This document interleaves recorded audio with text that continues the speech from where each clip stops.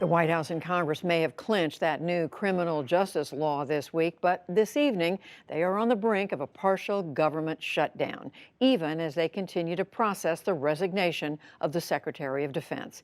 Here to analyze this week of upheaval are Shields and Gerson. That is syndicated columnist Mark Shields and Washington Post columnist Michael Gerson. David Brooks is away. Hello to both of you. So I don't think, Mark, you could call it an orderly week in Washington. Yes, there was this agreement. The president signed the criminal justice reform bill today, but here we are just hours away from yet another government shutdown.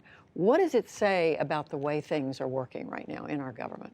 Well, not well, Judy. I mean, we went from a week ago, you recall, in the White House, which seems eons ago, when Senator Schumer and Democratic House Leader and Speaker-to-be Pelosi met with the president, and the president, manfully stepped up and said, "I'll take the shutdown. Be happy to do it on my put it to me." Then to an agreement with the Senate that it would stay. They'd fund it through the new year and then come back and revisit it.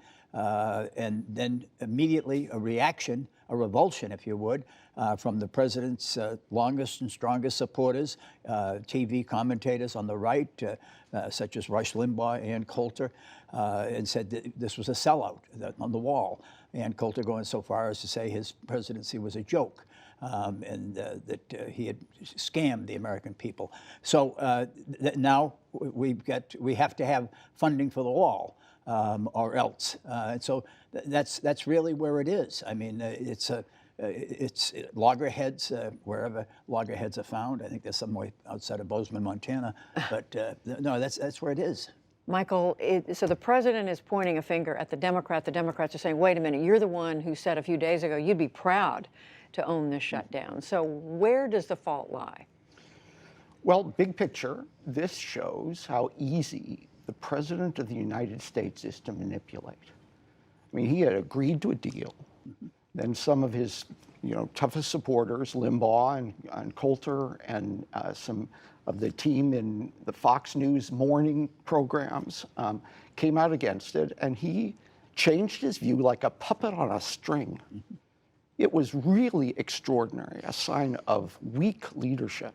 And I can bet you that Russia and China and North Korea look at something like that, about how easy this president is to manipulate. So that's the context for this. So I don't think that he can make a particularly good case, having agreed already to something rather reasonable, that he changed his view with good reason. He can't make that case. And we heard Senator Rubio saying they were told at the White House a few days ago by the vice president that they had agreed that they at were the luncheon with the senators. That's right. That's right. Yep. So, Mark, where is this? Is there any good outcome from this? I mean, they're still negotiating. We don't know. They're still negotiating, Judy, and I don't know. I mean, I think there may be some political necessity right now for it to be shut down for a while. The president, I don't know, but it's tough.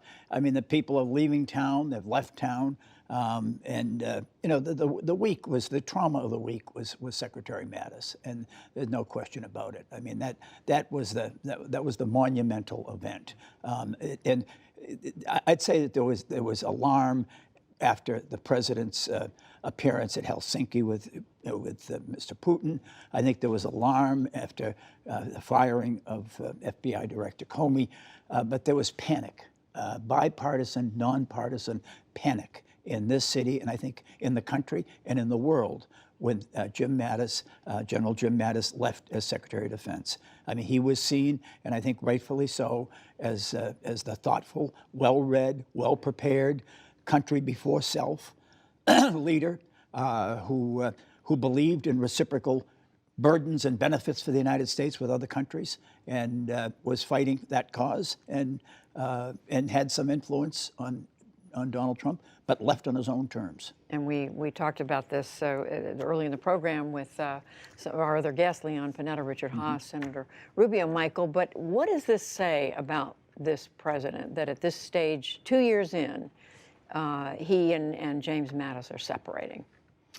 I talked with a non-histrionic Republican member of the Senate today. who said twice in the course of our conversation, "We are in peril. We are in peril." Now, some of the reason is because all of our allies did rely on him to provide the intel. Is the president serious about his latest attacks on us or not? And he reassured our allies. But he played another role among Republicans in the Senate, was to provide some level of assurance that the most basic purposes of government were being fulfilled. They could say, you know, I don't like his tweets and his policy is absurd and he changed his mind on this and I'm critical of all this, but at least he has Mattis in that place. And now they have lost, but at least. And that, I think, is the big change. You know, you look at his resignation letter, which coldly and rationally said to the president, you do not understand our friends and you do not understand our enemies. And that's about it, right? I mean, there's no one else to understand. It was a comprehensive critique of the president by the Secretary of Defense. You know, not an angry one, but a very serious one. And to leave that as a document of our time is you know, unprecedented, extraordinary. I think back, Mark, to the anonymous person who wrote that letter to the New York Times, that I'm inside this administration, I'm fighting for the things that matter to this country. But where is the check? I put this question to Senator Rubio and the others. Where's the check on the president for those who think that things are going to run amok now? Not to be partisan, but I think it's Republicans, the kind of people that Michael was talking to today, that I've talked to, I mean, who basically have been mute, who stand paralyzed by the Mark Sanford experience, namely the former governor and congressman from South Carolina, who President Trump, who alienated President Trump and who President Trump opposed and defeated in his primary. And I think they have lived in mortal fear. It's time for them to man up, step up. And I think, Judy, the Mattis thing is so big that, picking up on what Michael said, most responses in this town to anything that happens are in silos politically. They're politically predictable. And on this one, you had almost the same statement from Seneca, South Carolina's favorite son, and Donald Trump's new best friend, Lindsey Graham. Lindsey Graham, a hawk on defense, and Nancy Pelosi, the Democratic leader from the Bay Area of San Francisco, a card-carrying liberal, and they both said the same thing, that the loss of Jim Mattis was a tragedy for the country, and a loss that's incalculable. And so that's what I say about the sense of panic. And you had the comment, unusual comment from the Senate Majority Leader, Mitch McConnell, Michael, saying that he was concerned about the reason, just what you were citing, the reasons that Secretary Mattis gave in his letter. But my question remains, where is the check? If there should be a check, where is it going to come from? Well, unfortunately, Senator Rubio is right. On foreign policy issues, the president has a lot of leeway. They can't force him to stay in Syria. And part of this concern is not just personnel, it's actually policy. Getting out of Syria is a terrible idea from many different perspectives. We're in the process of pursuing a build-up to a major operations against ISIS in the Euphrates Valley that now is off the table. You know, it gives the Turks free hand with the Kurds. Those things are also bothering members of Congress. And, you know, they'll register their dissent in the debates. You know, there'll be debates on the new Secretary of Defense. There'll have to be congressional debates on that. You know, we'll see how they react to the broader Mueller report. That will be very, very important. But, you know, there are limits to what you can do on foreign policy, I'm afraid. And what about in domestic policy, Mark? Well, Judy, I think that what we've seen, quite honestly, first of all, you've got a Democratic House that's coming in, and that struck fear.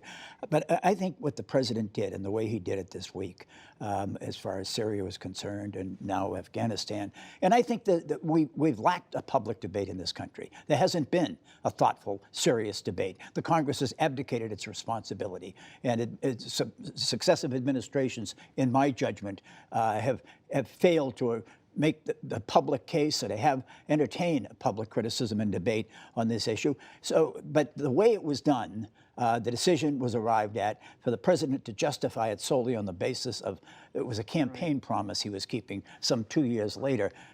It suggests to me that there is panic within the White House and right within the White House residence. I mean, we have seen the spotlight, or the flashlight, then the spotlight focus on Trump University. And what it saw, it closed down. We've seen it on the Trump Foundation, the charitable foundation. And what they saw, they closed down. And now it's on the inaugural. And then it's on the campaign. And now it's the administration. I think what we see in a president, Judy, is a president who's concerned and so alarmed that what the Mueller report is going to reveal he's going to have to hold on to that 35 or 40% base, and he'll do anything he can. I mean, I think it's that serious. I think it's that grave. I don't think anybody really gauges how imperiled this presidency is, except a few Republicans I've talked to really believe that the end is probably in sight. But the end what? What do The you end mean? of this administration.